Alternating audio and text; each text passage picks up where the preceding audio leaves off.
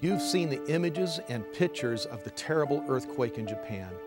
Towns and villages were totally destroyed. Roads, bridges, and utilities are unusable.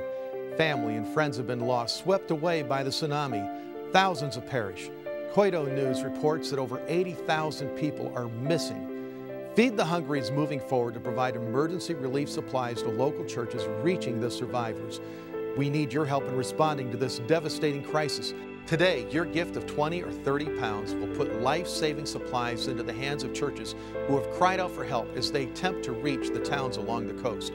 Call the number you see on the screen or go to feedthehungry.org.uk to give quickly and safely.